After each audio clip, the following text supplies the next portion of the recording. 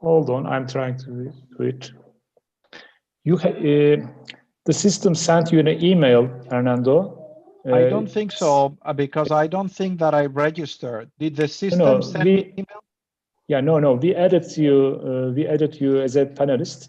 Okay. So do you know where the email would have come from? What address? Zoom address. Zoom. Just from Zoom? I'm Yes, looking for that. Let me see if I can find it. Okay. Added you as a panelist. Do you know where the email would have come from? What address? Zoom address. Zoom. Just from Zoom? I'm looking for that. Let me see if I can find it. Emre başladı galiba. Başladı. Tamam. O linki bir şey yapabilir misin ya? Burada işte ben answer olarak gönderemiyorum da attendance kısmından gönderilebiliyor. Sen gönderebiliyor musun oradan? Nasıl paylaştığını ya da ekran paylaşımı yap. Başladı. Tamam. O linki bir şey yapabilir Çilem, misin seni kapatıyorum. ya? Burada işte ben answer olarak gönderemiyorum da attendance kısmından gönderilebiliyor. Sen gönderebiliyor musun oradan? Bir de ben şeye bakayım. Panelistlerin şeyleri var mı? Question and answer. Could we please open question and answer?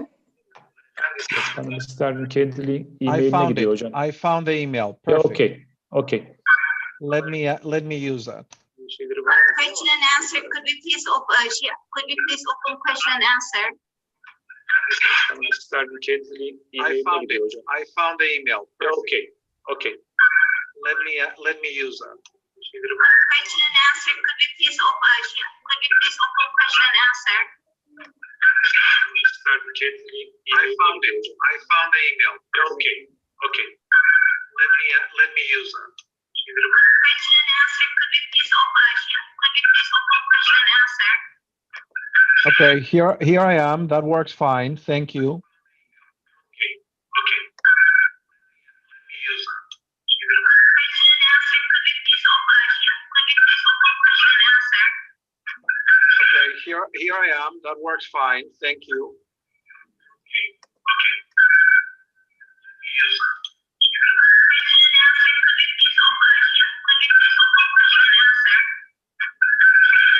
Here I am. That works fine. Thank you.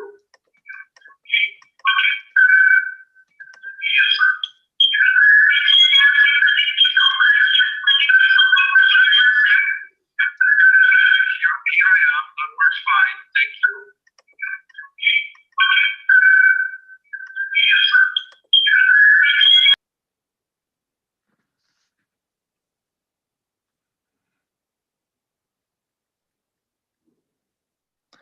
Dear Mr. Fernando, hello. Yes, I can hear you. Can you hear me? Yes, we can hear you. There is a live on YouTube button on the left side of the screen. Yes, I think you have just sent me that, right? I see it. Yes, there is a copy streaming link. You can copy that link and share it. Thank you so much. That's wonderful. Okay. I'm going to share it just now.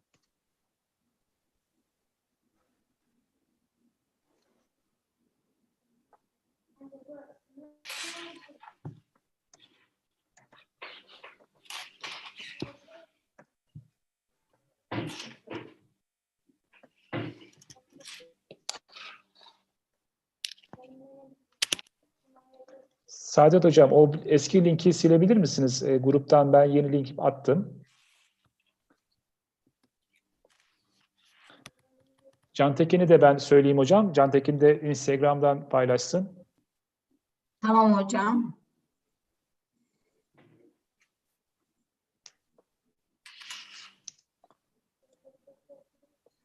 Bu linki ben Register Close kısmında da paylaşacağım şimdi.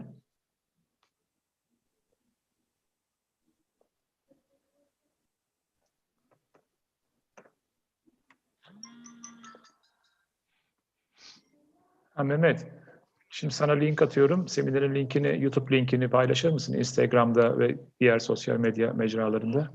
Attım şimdi sana. Aha, tamam.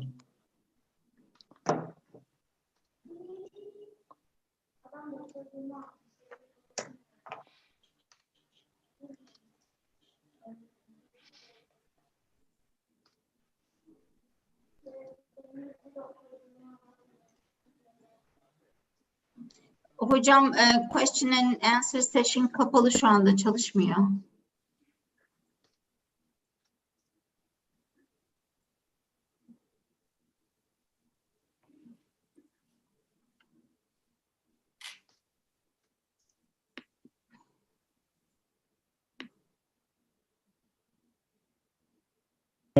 Emre, participants kutusunun alt kısmında 3 nokta var.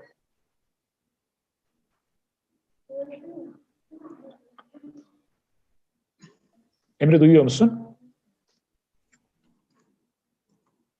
Emre duyuyor musun? 3 nokta var. Oradan bakar Tamam. mısın? Orada olması lazım. Question answer'da. Şu an all question attendees can upvote and attendees can comment'ı işaretledim. Tamam.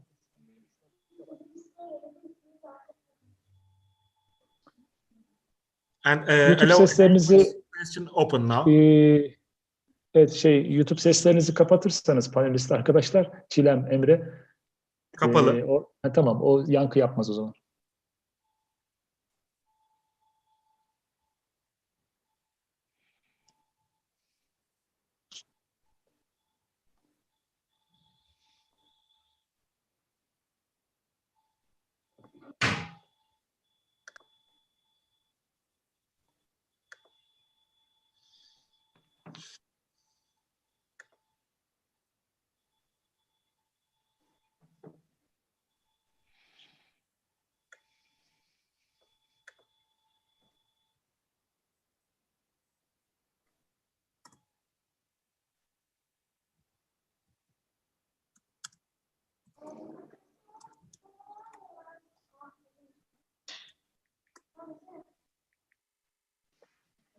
Şu giriş kapısının ışığını açalım da canım. Gelen olursa görmez, göremez.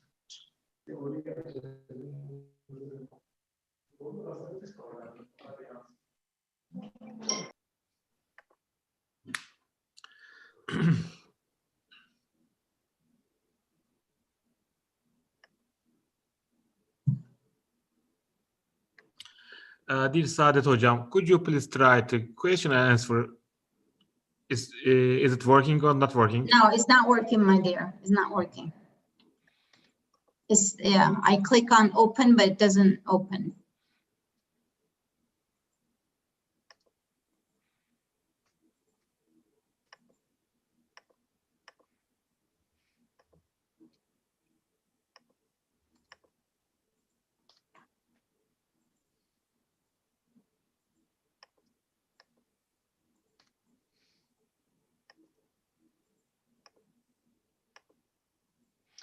Would any of you know how many people have downloaded copies of the Turkish edition of the book? Mr. Mirkan told me that in the first weekend, they had several thousand people who had downloaded it. Would you have any more recent figures? No, but I can ask. I can ask and send you the information tomorrow. Is that okay? Because Of course, I don't know. no, that's all right. Thank you. No problem.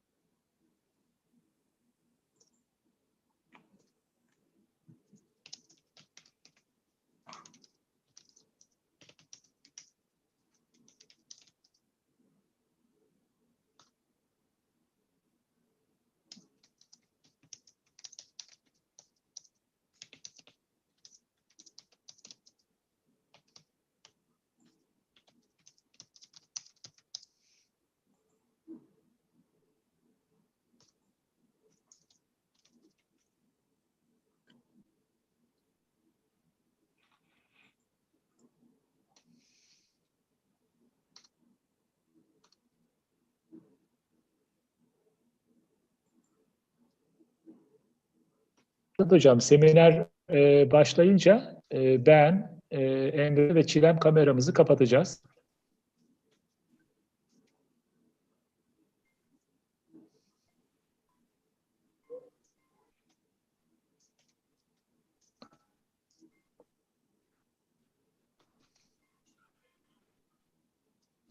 Emre sen de artık kapatabilirsin kameranı istersen.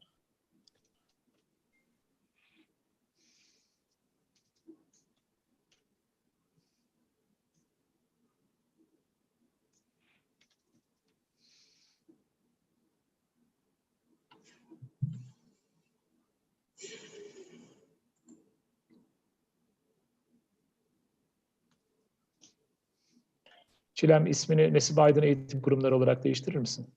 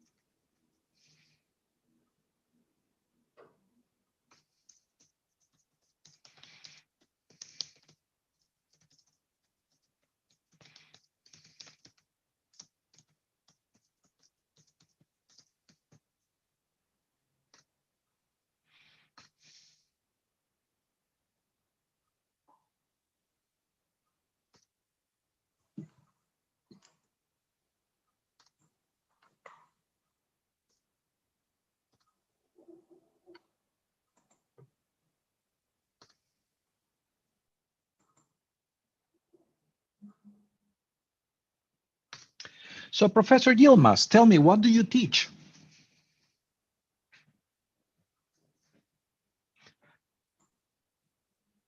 You're on mute right now. Thank you for reminding me. I'm teaching undergraduate science education program, several courses, such as Science Technology Society. So do your students become science teachers? Yes, they will be science teachers at middle school level. Wonderful. Yes, and then I'm also teaching laboratory applications in science education. And also I'm teaching courses in master and doctoral students, advanced research methods and elective courses. We recently had a discussion, in fact, just yesterday, with all the faculty interested in climate change at Harvard. Most of these faculty are scientists themselves, chemists, physicists, and so on. And the nature of our conversation was whether we're trying to see if we can provide an experience to all undergraduates to learn more about climate change. And the nature of our conversation was about whether just knowing the science of climate change is enough to make people understand climate change and do something about it, or whether we had to teach them something else in addition to that. So there is a little bit of evidence, not a lot of research on what is effective climate change education, but there is a little bit of evidence that suggests that at the high school level, if you only teach students the science of climate change, they become very discouraged because they understand how difficult the problem is, but it doesn't necessarily tell them they can do anything about it. But if you combine teaching about climate change, I wanted to use the chat, but I can see that it has been disabled. So we cannot use the chat. I wanted to share something with you. But if you combine the teaching of the science of climate change with providing students projects in which they can create something, some innovation, some product that makes a difference, that combination produce both more hope and more sense of efficacy on the part of students that they can do something. Have you thought, do you have any views on that? Yeah, actually, we have lots of issues similar to climate change, like genetically modified foods, nuclear energy, genetic engineering applications. So these are the issues that they cannot be taught through content knowledge to students. And we call these issues as socio-scientific issues. It also has societal perspective in it, as well as science and technology. Actually, my research mainly constitutes this area. So teaching these topics to students, socio-scientific issues like climate change, to students needs specific pedagogical turns and theoretical background. Almost 20 years, we are working on that issue with Dana L. Zeitler from USA, Florida University, Troy Sattler. They are the pioneer of this idea, and all around the world it's widely accepted and being a part of our science education curriculum in Turkey as well. That's wonderful. You know what I just realized, Professor Yilmaz, that we are live on YouTube. So right people, now? Yeah, people are hearing our conversation. I didn't know really? that. Yeah, I mean, it's fine, right? There are only 23 people watching in YouTube. So it's like a small conversation in It's a small somebody's living conversation room. with you and the audience. Yeah. Great. We already started then. It seems like we already started. Exactly. Yeah, good. Exactly. Try I it want to now. say, let me ask our friends, is it possible for us to use the chat room so we can post the link. Can you make the chat available to the panelists only? Şemsettin Hocam, can we do that?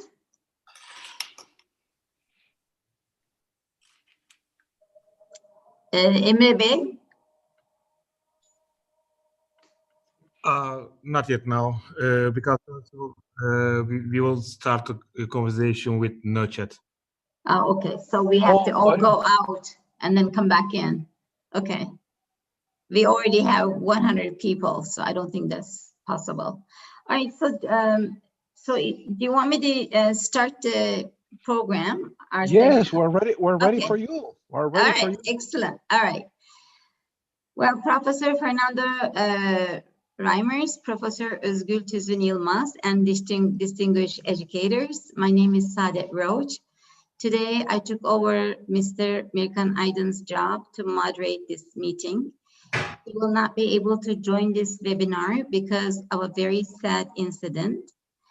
His father, the founder and honorary chairman of our institutions, Hüsamettin Aydın, passed away 2 days ago. We give our condolences to his family and the beloved ones. Welcome to Aydın Publishing's seminar about an education renaissance during the pandemic. I think many of the guests are familiar with the term renaissance. However, education renaissance is a kind of rare topic, as we have been living in a century of rapid developments. Classical school systems are struggling with speed of change. On the other hand, COVID-19 pandemic brought a new level to the pace of transformation. Before giving the microphone to our guests, I would like to give you some information about the reason we are here.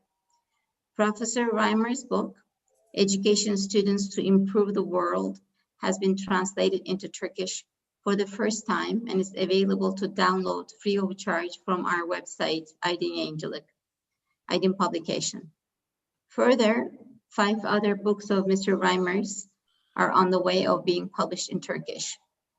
Today, we have 2 guests that I'm delighted to announce. Today's keynote speaker is Professor Fernando Reimers, who is the Ford Foundation Professor of the Practice of International Education at Harvard University. He is also the Director of Global Education Innovation Initiative at Harvard University. He is an expert in the field of global education innovation initiative at Harvard University. His research and teaching focus on understanding how to educate children and youth so they can thrive in the 21st century. He is a member of UNESCO's High-Level Commission on the Futures of Education. He has written or edited 33 books, and one of them has been published in Turkish by Aydın Publication. Professor Reimers acted in several important administrative positions and also received many international awards. Professor Reimers, would you like to greet the audience? I am delighted to greet the audience. I want to thank Mr. Mirkan Aydın for his interest in translating this work and for the generosity in making this work freely available to the education community in Turkey. And I'm so sorry that he's unable to join us today because of the passing of his father and the founder of this education organization. But I'm delighted to be here with Professor Özgür Yılmaz Tüzün and with you, Professor Saadet Roach, for this conversation on the implications of this work to try to build back better in the field of education after this pandemic. Thank you so much for the opportunity. Thank you. While the opening speech will be given by Professor Özgür Yılmaz Tüzün, she is our guest of honor. Thank you for being here, Dr. Tüzün. Dr. Tüzün had her undergraduate and master degrees in biology education at Middle East Technical University.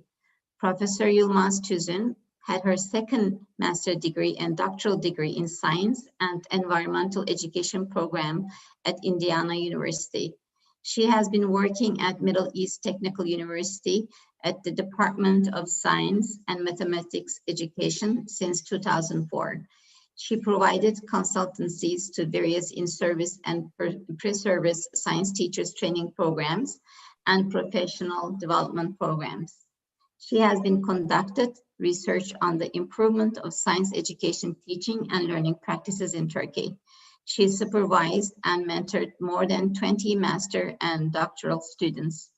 Professor Yılmaz Tüzün's research interests include social scientific issues, environmental education, interdisciplinary science education, epistemological beliefs, self-efficiency, argumentation, discourse analysis, ethics, and moral development in conceptions, teacher education, and science education. Professor Dr. Özgür Yılmaz Tüzün, the microphone is yours for the opening speech. Thank you very much. First, I would like to open my presentation through sharing my screen with you. Okay. Okay. Is it okay? Yes, beautiful. Very good. I would like to say hi to everybody, and I would like to say that I'm so sorry that Mr. Mirkan's father passed away. So we are so sorry. He invited us to this beautiful event, and I tried to contribute with my research background and educational practices to the webinar this evening. So, good evening, everyone. A warm welcome to all of you. It's a pleasure to be here with you this evening. As a professor of science education, I have always attached importance to exploring emerging challenges in various educational contexts. For years, I have been teaching the Science, Technology, and Society as a mandatory course to senior pre-service science teachers. During the 14 weeks of the course, my main focus is to help pre-service science teachers to realize how science, technology, and society are so intimately related to each other. This semester, for the first course meeting, I gave an article about COVID-19 pandemic to my students, and as a whole class, we handled a high quality of discussion about the dynamic relationships among science, technology, and society. The students shared lots of experiences and knowledge that they gained in 7 months during the pandemic. They discussed the problems that we faced in agriculture, resources such as petroleum, oil, manufacturing industry, education, finance industry, healthcare and pharmaceutical industry, hospitality, tourism and aviation, real estate and housing sector, sports industry, information technology, media research and development, food sector, family dynamics such as domestic violence and home video gaming. So personally, they shared many memories regarding social distancing, self-isolation, and travel restrictions. So as a result of this diverse discussion, many of the course objectives that I usually try to give in 14 weeks were achieved in 3 hours of discussion. That experience, we have noticed, is more powerful than just conveying the knowledge. We know for sure that future is full of uncertainties. We can't wait for events to happen. We need to learn from past and current experiences, and thus, rather than accepting the view of wait and see, we need to accept the notion of venture into the unknown. So when we try to analyze societies regarding the issues such as pandemic that we had, I would like to share two important observations of my own course based on research and including my research as well. So the first one is understanding societal responses in unexpected situation. So COVID-19 pandemic was an unexpected situation for us, and as a society, we are not ready to cope with it scientifically and technologically. So societies are not really ready for what is coming in terms of science and technology, in terms of unexpected situations. So the second one is understanding societal issues in terms of ongoing problematic situation. In order to communicate this issue with you, I would like to give give examples from two complex problems that we face all around the world and have been trying to solve them for many years. The first example that I would like to give you is climate change. The other one will be genetic engineering. So we all know that climate change is another global concern and threatening everything on Earth for years. It took more than 20 years adapting to this problem and taking necessary precautions. In order to achieve the stabilization of greenhouse gas concentration in the atmosphere, 37 nations in the world signed the Kyoto Protocol in 1997. Later, Paris Agreement was signed by 196 nations as of 2020.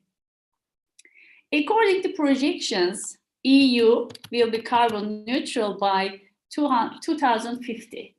So this means that it will take 75 years for humans to handle this issue. Another striking evidence that I would like to share in terms of climate change is that we are measuring greenhouse gas emission that released to the air in the Hawaii's Mauna Loa Atmospheric Baseline Observatory. So it's, you can see from this map, it's a very interesting that Mauna Loa Islands is a remote place from human activity and vegetation, and it has undisturbed air. Measuring the greenhouse gas concentration from this region, which is produced by industrialized countries, confirms that nothing remains local in these days. Everything is global. Our emission, as in the example of climate change, and even our trashes. Look at this produced by human activities. So we have a trashes of island in the middle of ocean. Similarly, genetic engineering. Genetic engineering technologies have been used to change the genetic makeup of cells within and across the species since 1973. For almost 50 years, genetic engineering techniques, which have been shaping the research in numerous fields, including medicine, agriculture, and industrial biotechnology, are also considered as another global concern for both serving the human needs and also threatening the dignity and welfare of Hocam ekranda ben de çıktım da bir şey mi host falan mı yaptılar beni acaba bir bakmanız mümkün mü? Okay. One production of genetic Yok hayır ekranda kendimi görüyorum da Mirkan Aydın değil. Diğer seyirciler mi beni görüyor acaba bir? Okay, could you please mute yourselves? Thank you. Okay, thank you. So one production of genetic engineering is GM foods, and considered as the most debatable issue in both Turkey and in the world as well. So there has been an ongoing debate on GM foods and its consequences for the nature, human beings, and global economy.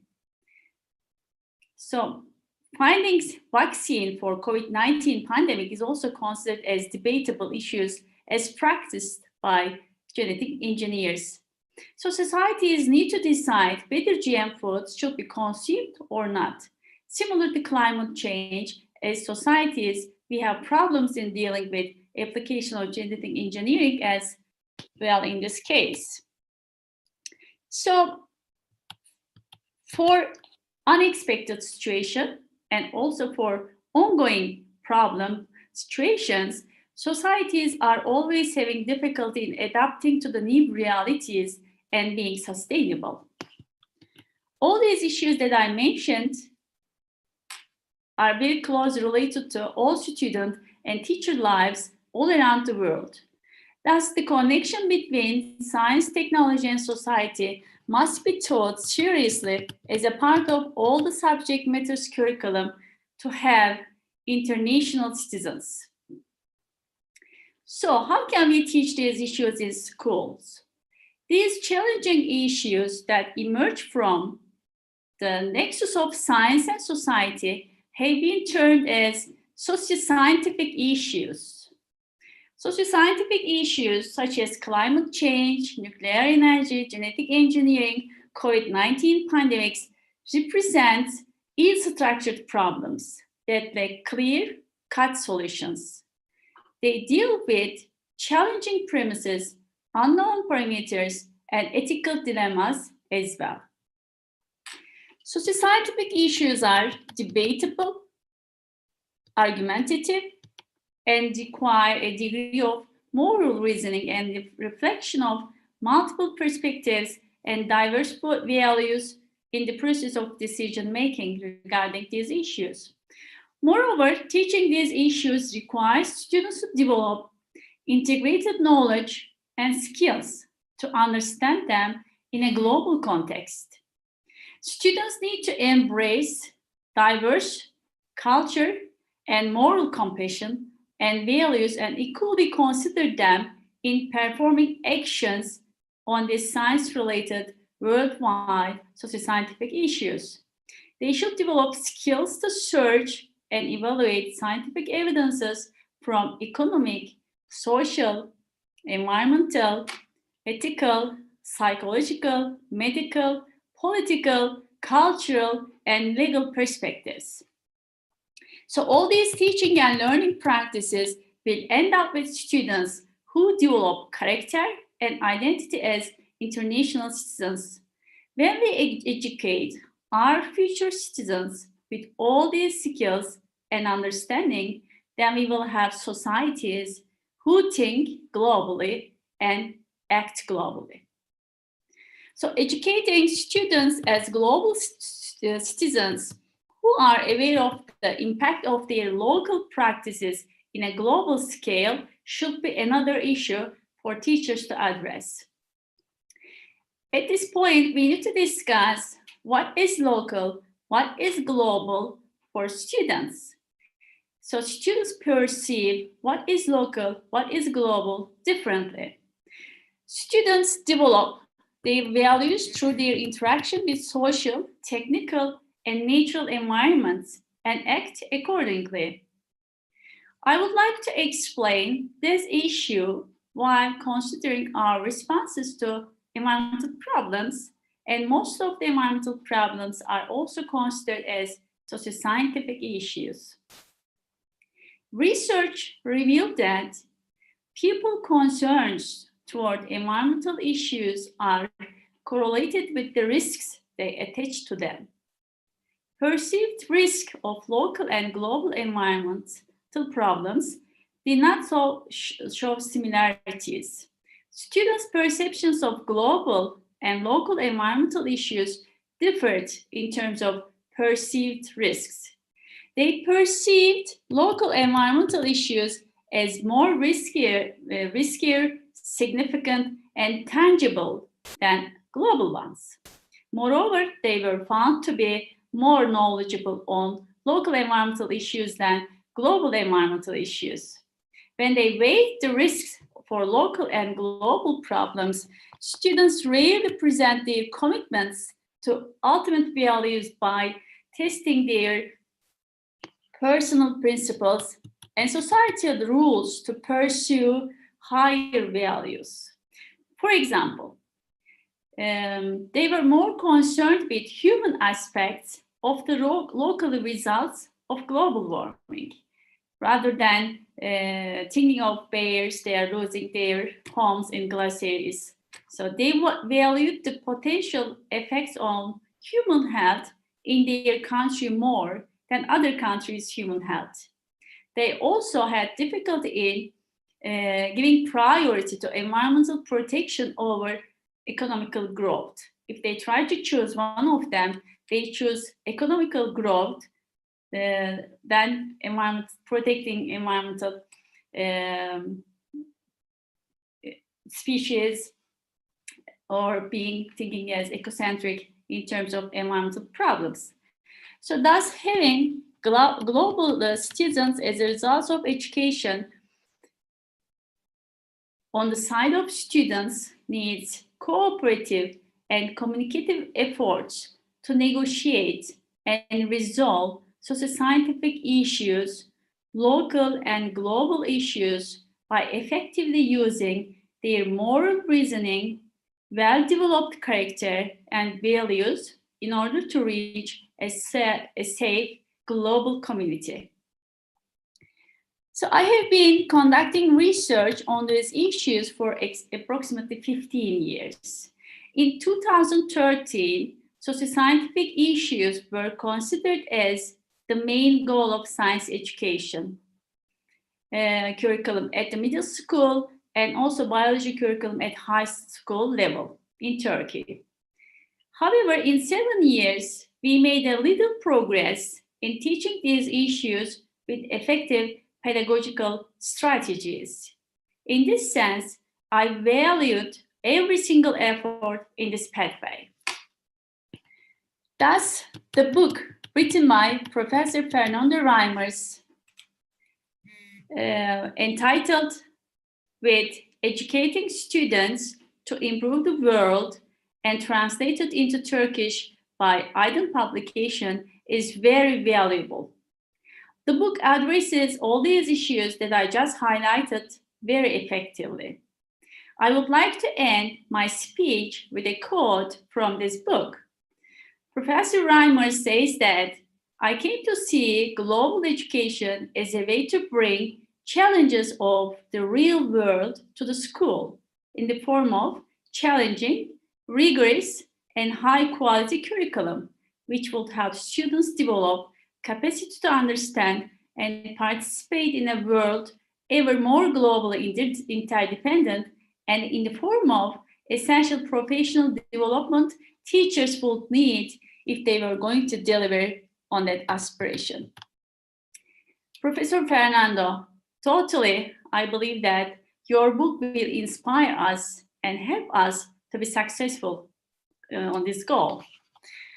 I'm confident that this webinar is an important step in this direction, and I hope that the result is a productive one for us all. I would like to thank you and give my special thanks to Mirkan Aydın for inviting me to this distinguished event. And dear guests, thank you very much for your attendance.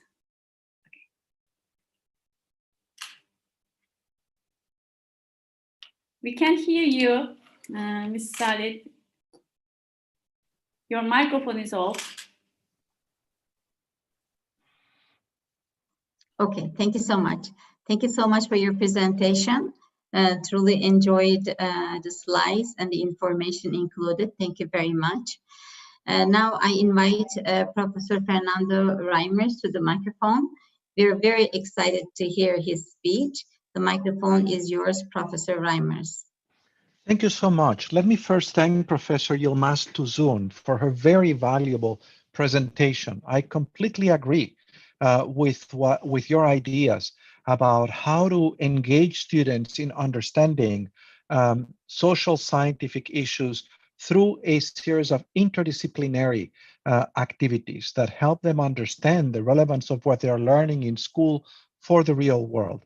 And I was fascinated to hear you describe how the pandemic has created a context that has allowed your students to, in some ways, accelerate their understanding of these issues. I found that Very, very interesting. Let me share my screen to support my presentation with a few slides. Can you see my screen right now? Yes, we can. Very, Thank very you. nice. Thank you. Let me see if I can project here.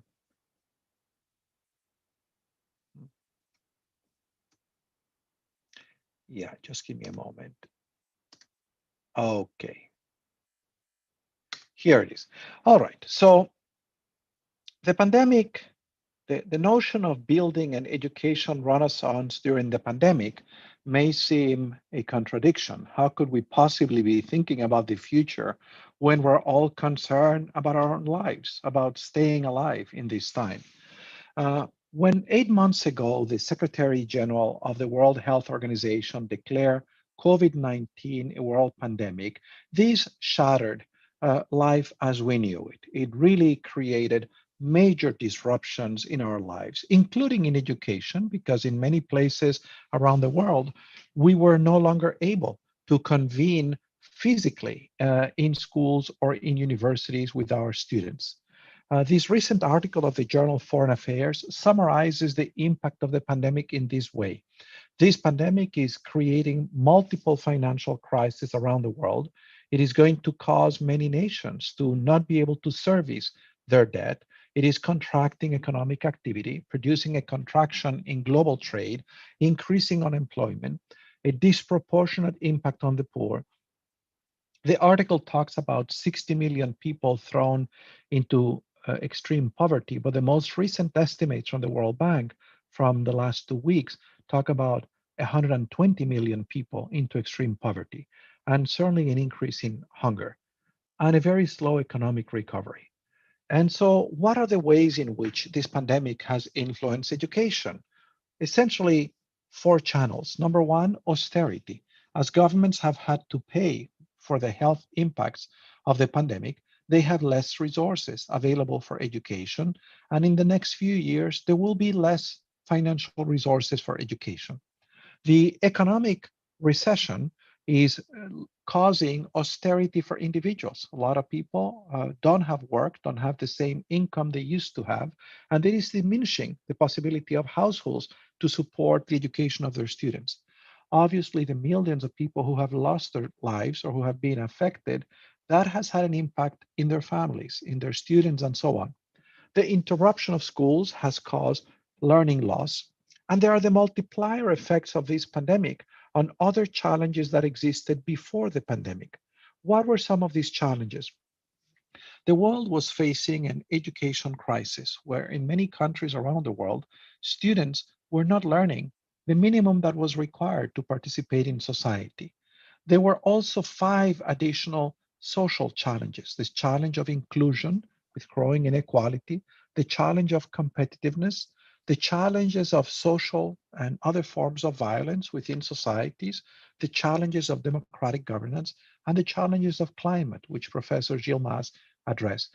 And the pandemic is an accelerant on these pre-existing challenges that is going to make a difficult situation even worse. It is for that reason that the Secretary General of the UN has characterized this crisis as much more than a health crisis, an economic crisis, a humanitarian crisis, a security crisis, and a human rights crisis that has affected individuals, families, and societies, and that has brought to the surface, has heightened the existing fragilities within societies and between societies. The UN has suggested that coming out of this crisis, building that renaissance is going to require a lot of collaboration of all kinds of institutions, a lot of solidarity within societies and among societies.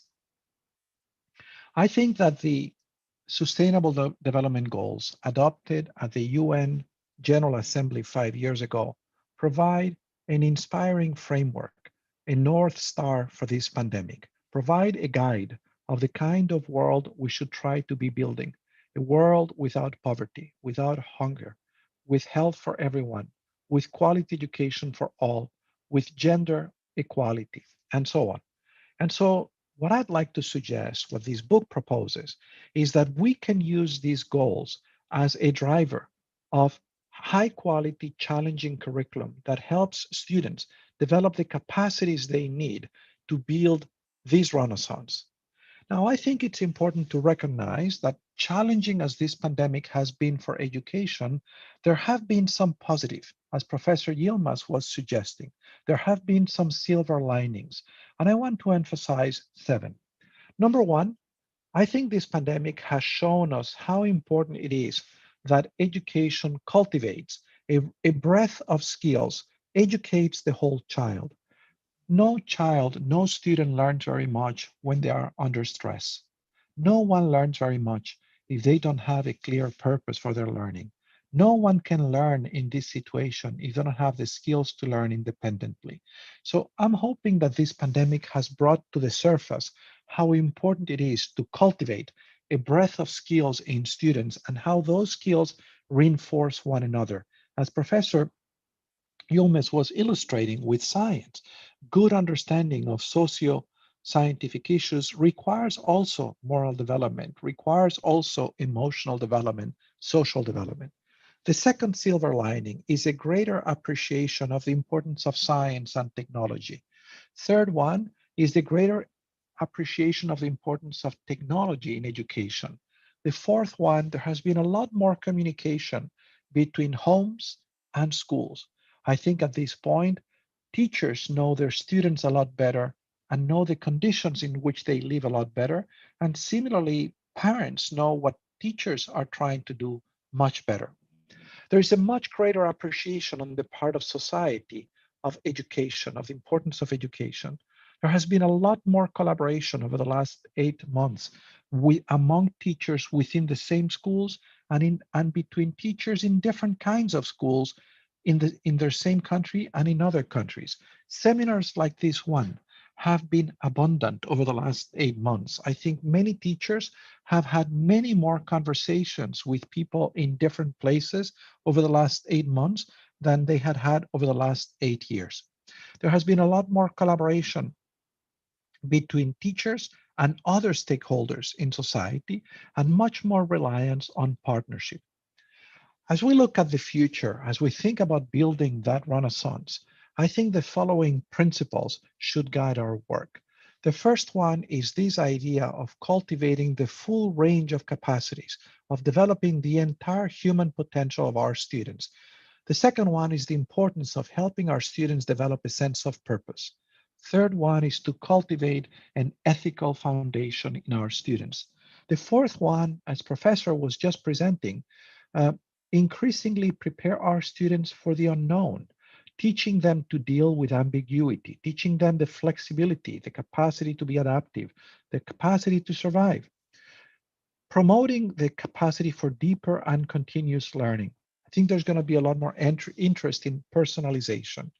I hope that we should continue to be guided by problem and project-based education, that we will recognize the importance of high quality curriculum and pedagogy, that we will understand the importance of building the capacities of teachers to be true professionals, and that may require redesigning the teaching profession, that we will come to understand schools as learning organizations, and that we will continue to build and to strengthen the connections between schools and other schools in networks of schools and between networks of schools and other institutions as a way to augment the capacity for instruction.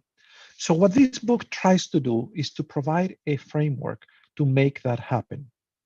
I think, to my surprise, this book, which was launched right in the middle of the pandemic, at the beginning of this pandemic, at the end of March, in the last 8 months has been downloaded just in English 139,000 times. So that means there are at least 139,000 people who, in the middle of this very difficult time for humanity, are interested in the question of how do we transform education? How do we transform education to build a renaissance? Mr. Aydin tells me that in the very short few days since the book was translated and published in Turkish, thousands of people have downloaded this book in the Turkish edition. Now, this book builds on ideas developed in the Global Education Innovation Initiative, which I lead at Harvard University. And I just want to take a few moments to describe what we do, to provide some context for this book. Our goals are to advance understanding of how it is that education can help students develop skills that are relevant for the 21st century to support the transformation of schools. And we advance that goal through 3 interrelated activities. We conduct applied research, we promote informed dialogues, and we develop practical tools that can help teachers figure out what to do differently in the classroom. These are the first 6 books that we published, of which this is one. These are the 2 most recently published books, and you can see at the bottom of that slide the links where these books can be downloaded. These are open access education resources. And I believe Aytkin is going to be translating and publishing these books in Turkish as well. These are the informed dialogues. A lot of our work over the last 8 months has been about convening leaders of practice, teachers, principals, policymakers, to collaborate in developing ways to continue to educate during the pandemic. And these are 3 curricula, which are all aligned with the UN Sustainable Development Goals, which present K through 12 curriculum. And the one in the middle, the book Empowering Global Citizens, will be published by Aytkin Publishing in Turkish. So why is this curriculum important? I think it was the writer Goethe who said, the person who can speak more than one language can see the world with multiple eyes. If you can only speak one language, you see the world with one eye. And this slide has the cover page of an article that actually does empirical research showing that the language that you speak influences how you see the world. So in this study, this picture was shown to people who spoke German, to people who spoke English, and to people who speak both languages. When German speakers were shown this image, and they said, what do you see here? Their answers were more about where this woman was going. When English speakers were shown this image, their answers talked more about where the woman was coming from. When people who spoke both languages were shown the image, they talked about both, where the woman was coming from and where she was going. And so this, I think, is illustrative of the power of teaching people to have more than one perspective, more than one framework to see the world. And what this book does is to offer 5 perspectives to see the world of transforming education. This book reflects the evolution of my own thinking about how to cultivate global citizens. When I began this work, I only saw global education through the lens of curriculum, one dimension. Gradually, I came to understand the importance of transforming the process of the work in the school. So I developed 2 perspectives, curriculum and process. I now see this world through a 5-dimensional perspective, and this book illustrates that perspective. So the first perspective, when I began this work, with my graduate students, we basically took the UN Sustainable Development Goals and we developed a curriculum from kindergarten to high school. This was about curriculum as the driver for change. What we did in the World Course was very simple. We began with the end in mind. We identified the learning outcomes of our students.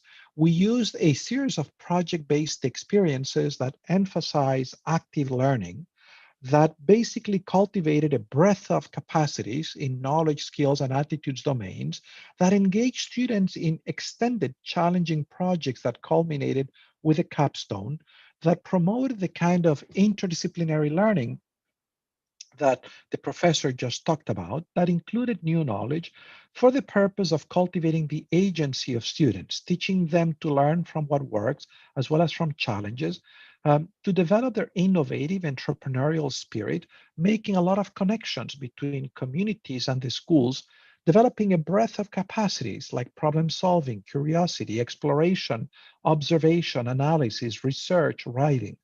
The challenge were the Sustainable Development Goals, human rights. We made a lot of connections between global and local.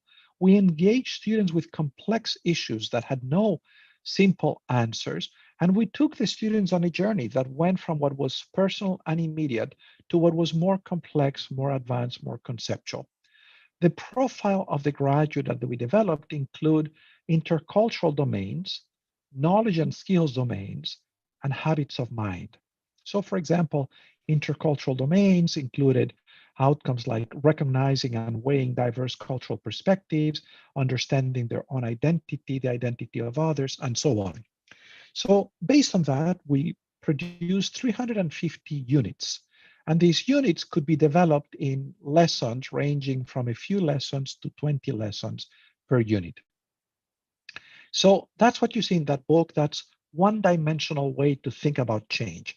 Essentially, what this book did is it provided a protocol, it provided a process to make it possible to test two hypotheses.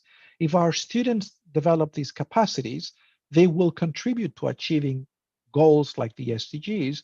And if we teach them, if we engage them in experiences such as the ones presented in these 350 units, they would develop those two capacities. So we basically made it possible for teachers to test these two hypotheses visibly and to share that hypothesis testing with their colleagues. I realized after thousands of schools were trying to teach that it was very important to create a process in the entire school that engaged all the teachers. And this book, which is already available in Turkish and is available, you can find it in Turkish, Empowering Students to Improve the World in 60 Lessons. What this book does is to provide a protocol to help students understand how do you go from the SDGs to defining learning outcomes, and more importantly, how do you engage, how do you develop a school-wide strategy for global education, and then provides an example. So basically, this was a two-dimensional approach to think about change, curriculum, and school transformation. What I have done in this book is I understand that the nature of many of our challenges really requires the development of this global competency. But for this to be successful, we need a useful theory of global education that can help us connect theory and practice.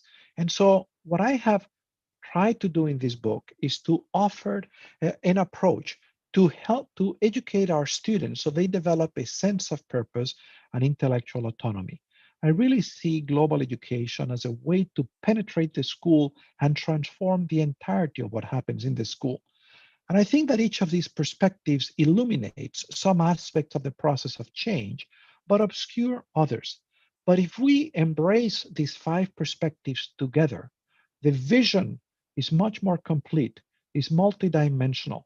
And so what are these perspectives? A cultural perspective, a psychological perspective, a professional, an institutional, and a political perspective. So let me explain how these perspectives work. I think these perspectives, UNESCO has over its own history at 3 different times created established commissions to develop a framework for what education should be in the future. The first such commission produced a report in 1972 called the report Learning to Be. The big idea in that report was that we had to prepare students to learn throughout their lives. The second commission produced a report published in 1996 titled Learning the Treasure Within. And the big idea in that report was that education had to be anchored in 4 pillars: learning to know, learning to be, learning to live, and learning to work together. The most recent framework coming out of the UN comes out of the UN Sustainable Development Goals, and it defines the North Star of education as preparing students to promote sustainable development through an education for sustainable development, human rights, gender equality, a culture of peace and nonviolence, global citizenship, the appreciation of cultural diversity, and of the contribution of culture to sustainable development. And what this book is doing is to explain in a simple way, how can we do that in our schools? Why should we do that? Because when we look at educational practice around the world, most of that practice, as reported by teachers, is not cultivating those capacities. These are data who come from surveys administered by the OECD 2 years ago, in which teachers are asked basically, how do you teach? And what these surveys show is that teachers are very good at engaging in pedagogical practices that are about transmitting content to their students, but not so very good at engaging their students in collaborative problem solving, in addressing difficult challenges, in collaborating over extended periods. So I'm going to go very quickly. When teachers are asked, do you basically tell your students what you summarize what you're going to cover? Most teachers do that, and there is not much variation around the world. When teachers are asked, you see here, all these practices that are teacher-centered, teachers are very good at doing that. Most teachers do them around the world. However, when teachers are asked, do you provide your students with challenging problems that require them, that have no easy solution, no obvious solution, that require them to collaborate in teams? Very few teachers do that, and there is a lot of variation. Look at how much variation there is around the world in how many teachers say that they promote critical thinking among their students, in whether they have students working challenging problems or tasks, in whether they have to collaborate in solving problems, in whether they have to work in problems that take more than a week to complete.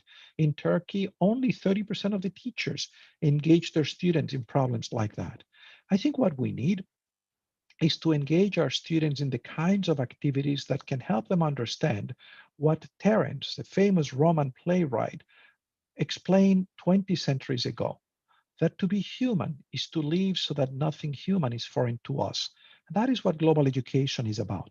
But that process of global education needs to begin in the classroom, but has to go beyond the classroom. In my research, I have found that there are many good examples of global education that teachers bring about with their students in their classrooms. We need to broaden that work. We need to expand the zone of education to engage the entire school, the entire education system. And that is what this book, what these 5 frames are trying to do. A cultural perspective is about understanding how to transform the relationship of between schools and communities so that parents expect more from the schools and they support the schools as they engage in more ambitious goals. A psychological perspective is about using the best knowledge about how students and teachers learn and change and using it to develop instruction. A professional perspective is about building the professional expertise of teachers to do that. An institutional perspective is about understanding that an education system consists of many interlocking components that need to be in alignment, that if we're going to change the curriculum, we also have to change professional development and instructional resources and assessment.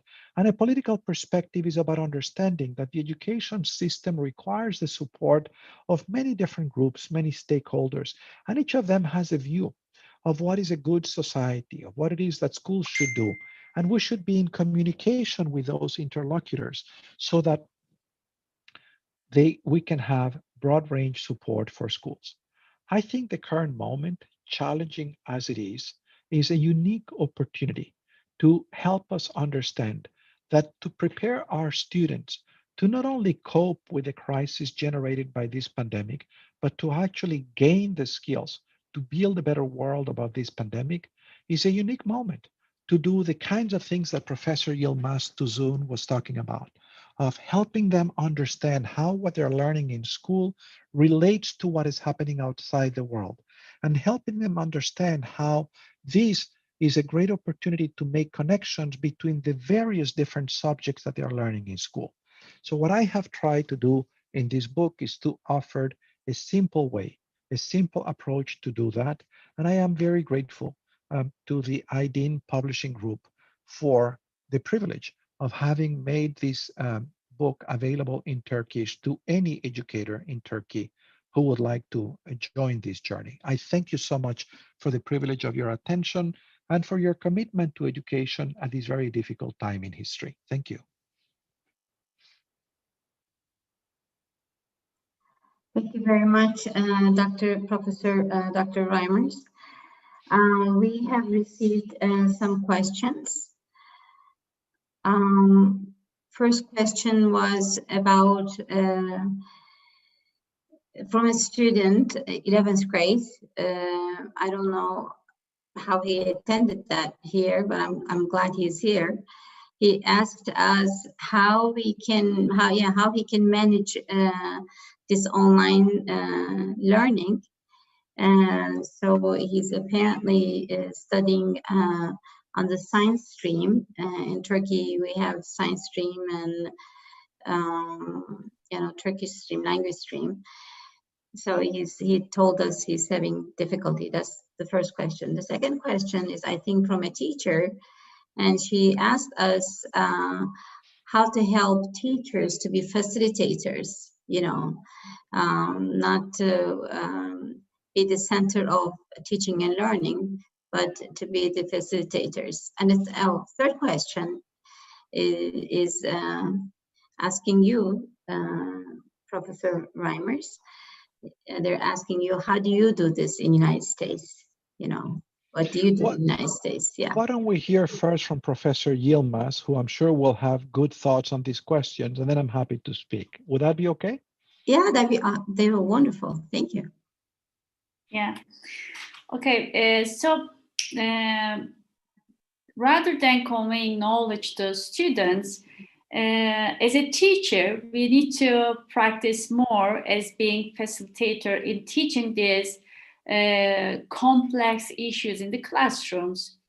To do that, we need to give the control to the students and try to implement student-centered teaching methods. And from the theoretical perspectives,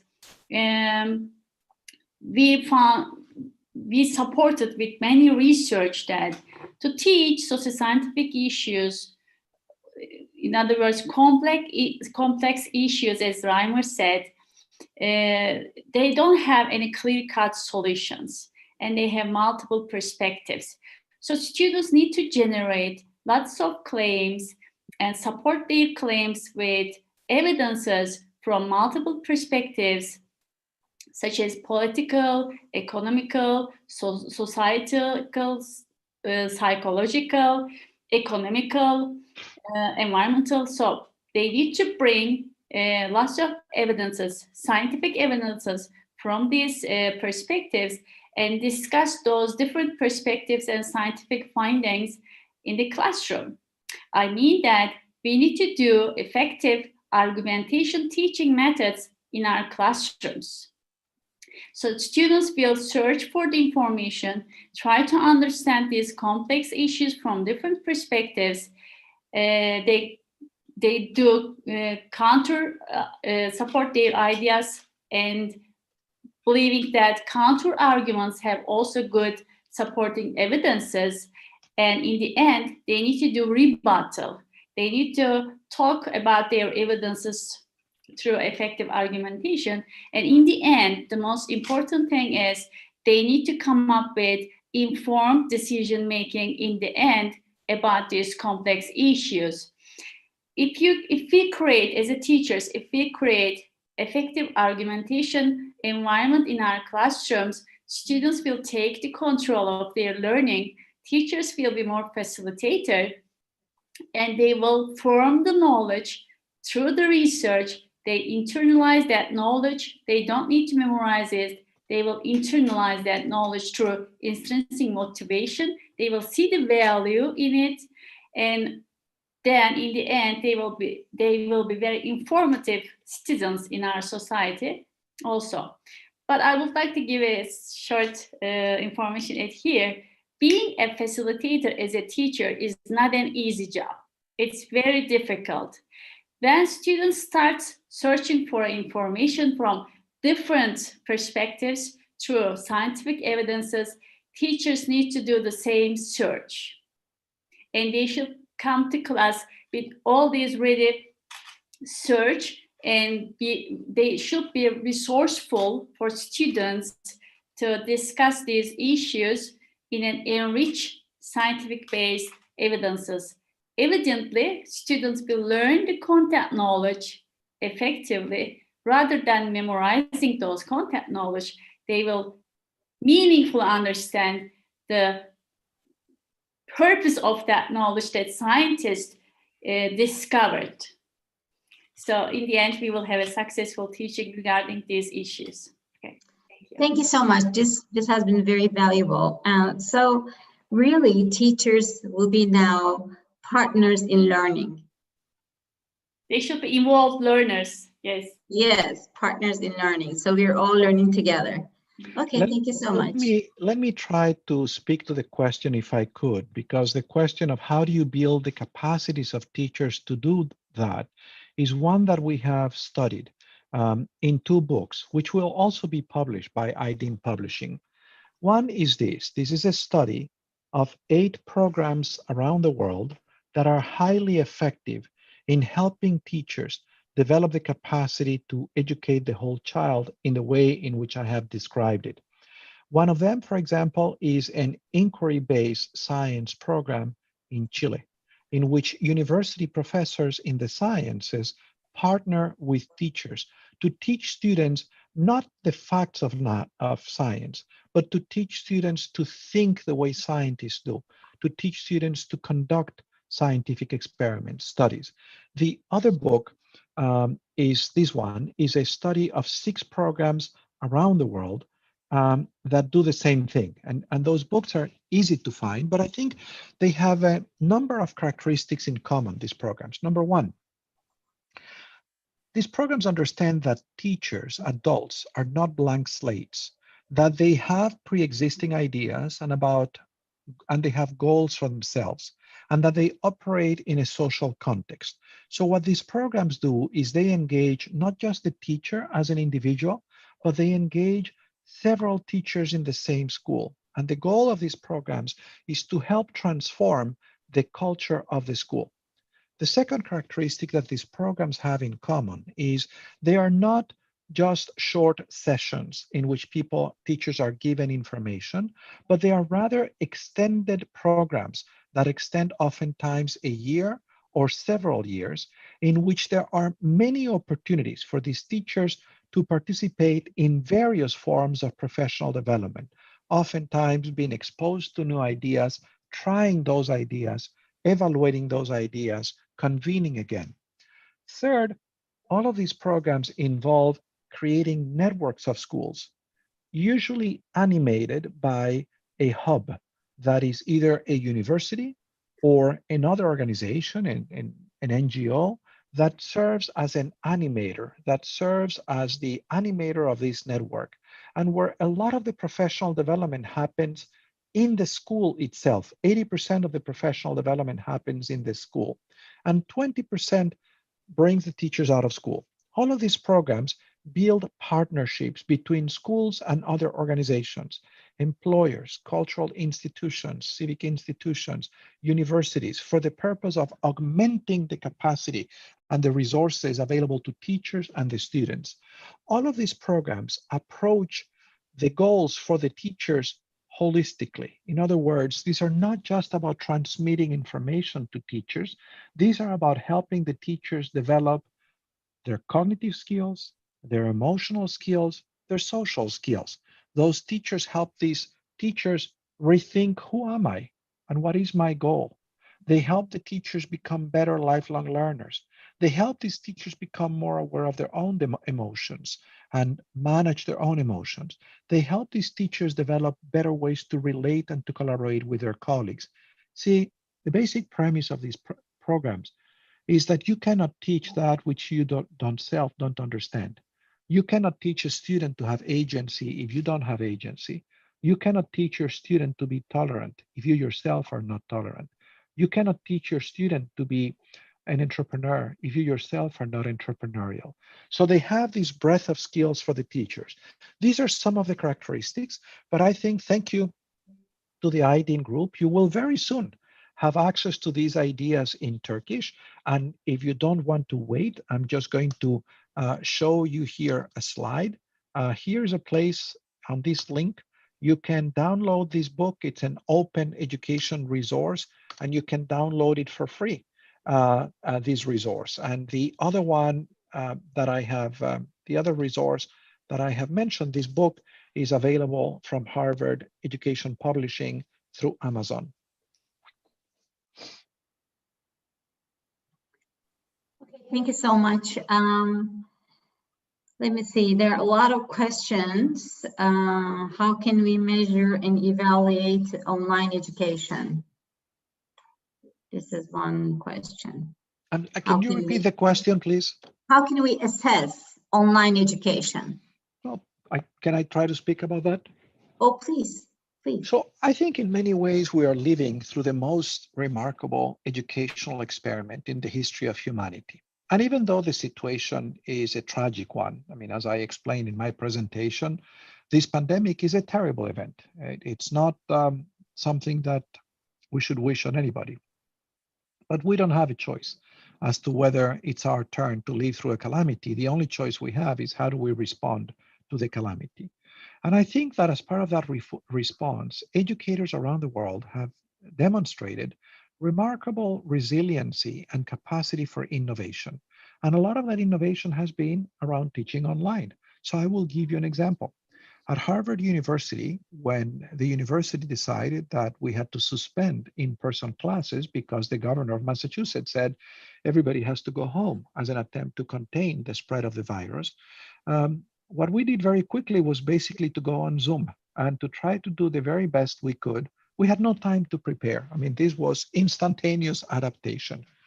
It wasn't perfect, as you can imagine. It was learning by doing. It was learning by immersion.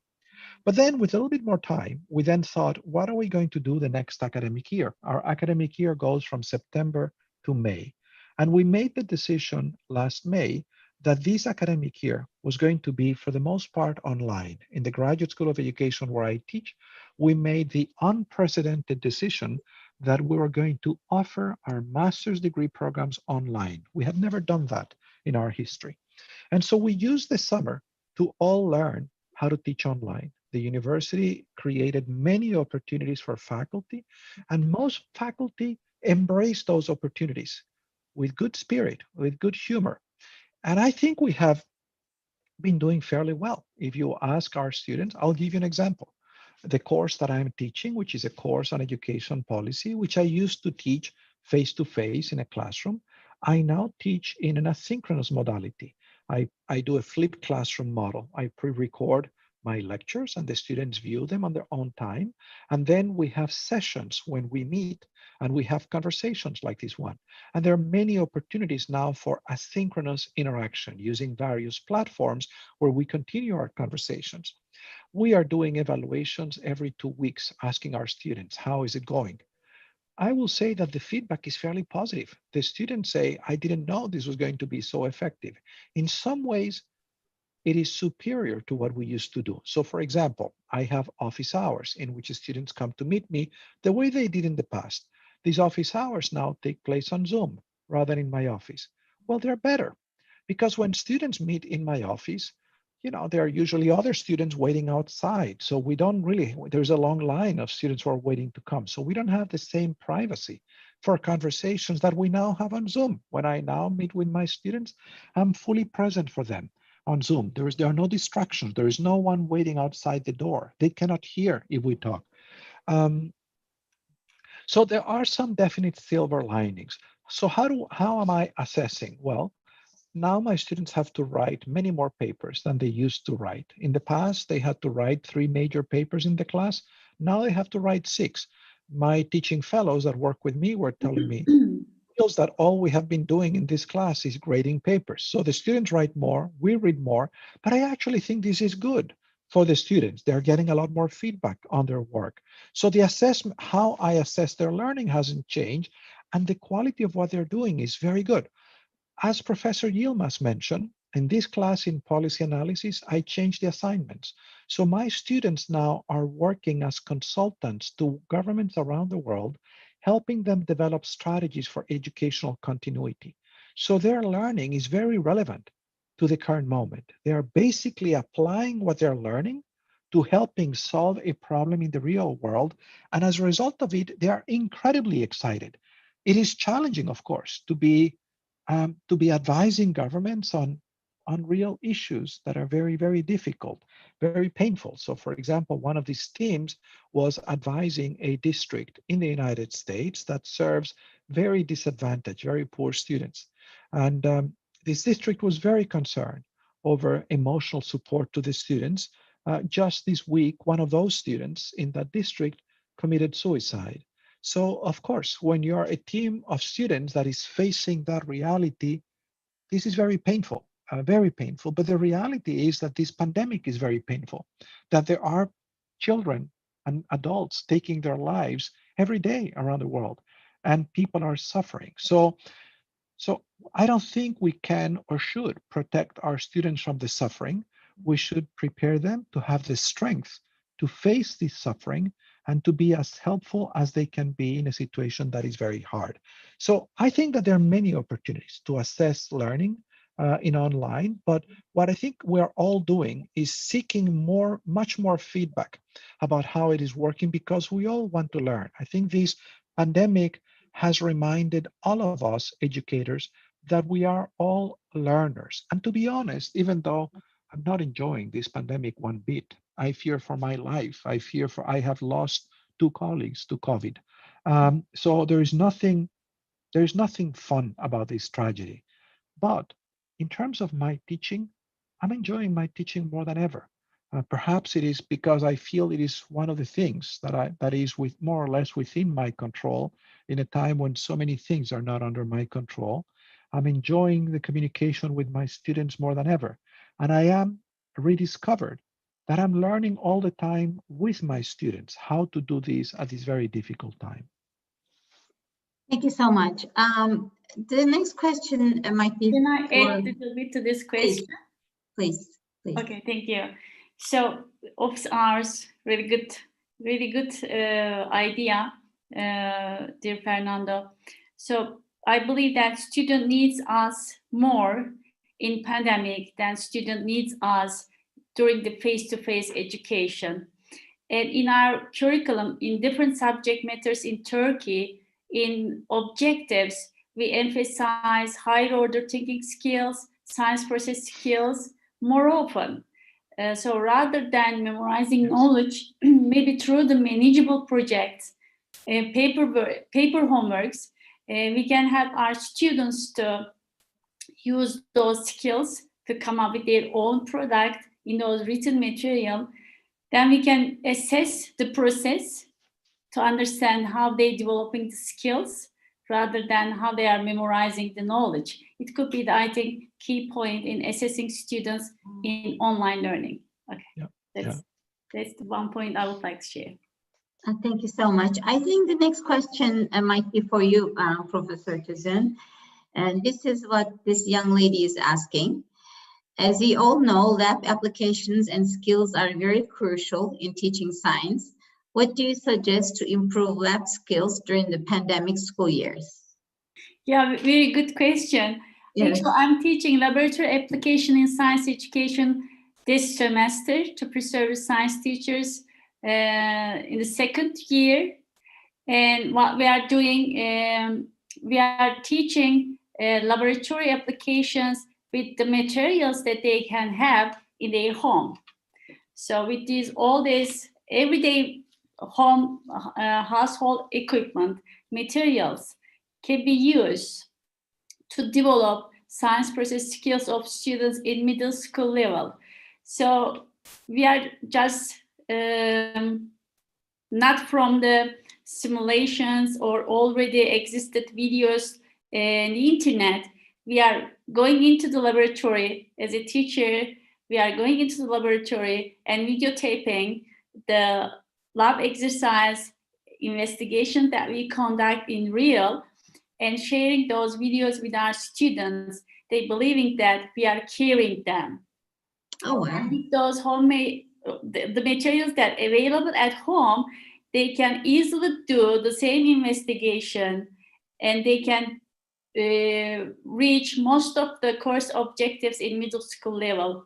So home material, household material, and material can be easily obtained from the environment can be used to develop student science process skills.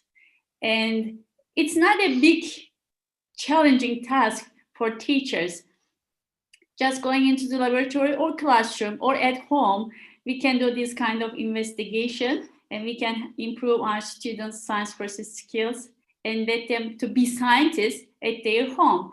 And we are practicing this for 4 weeks, and we had a very successful result and positive feedback from our students. They are also engaging and doing laboratory activities at their home and sharing with us.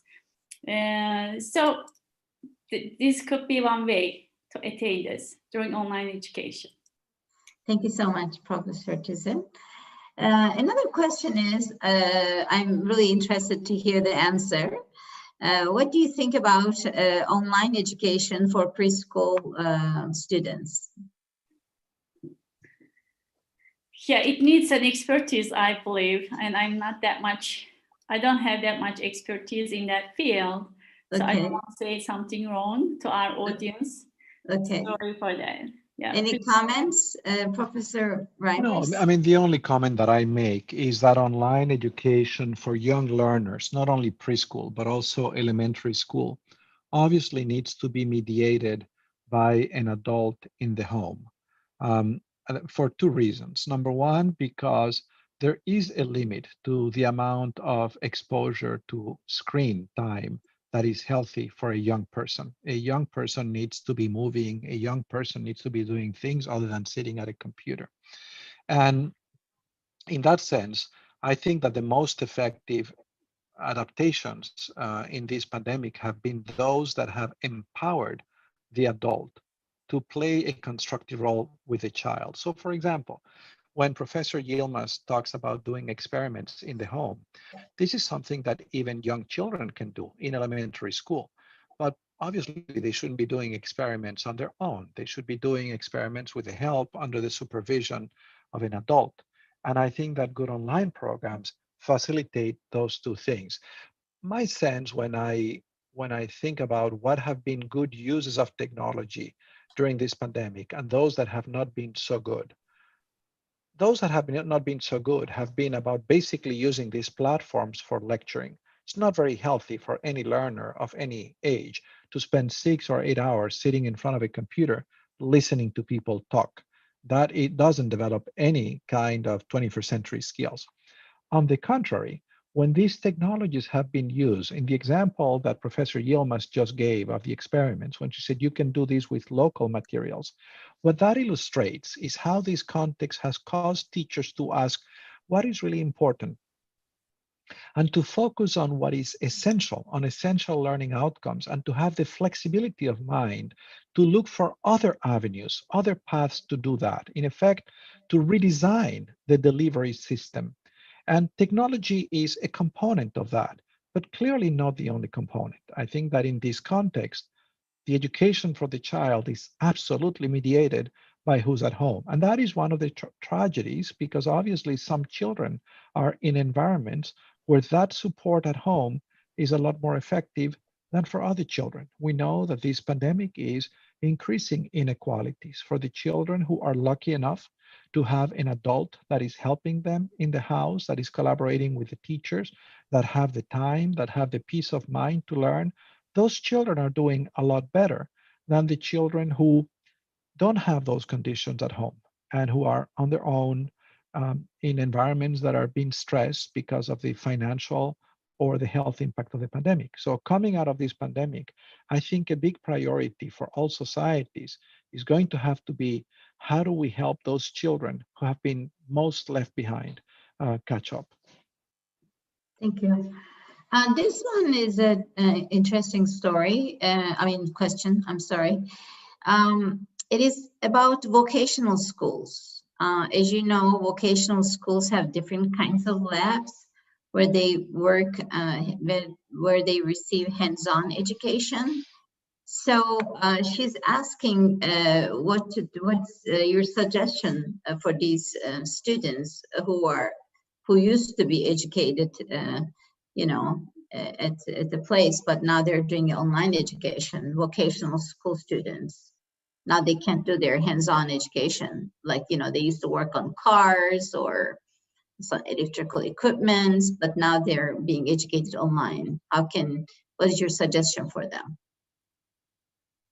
I haven't studied that. I don't have a suggestion. The only thing that I would say is that I would not assume that the best path everywhere is to suspend functioning of schools.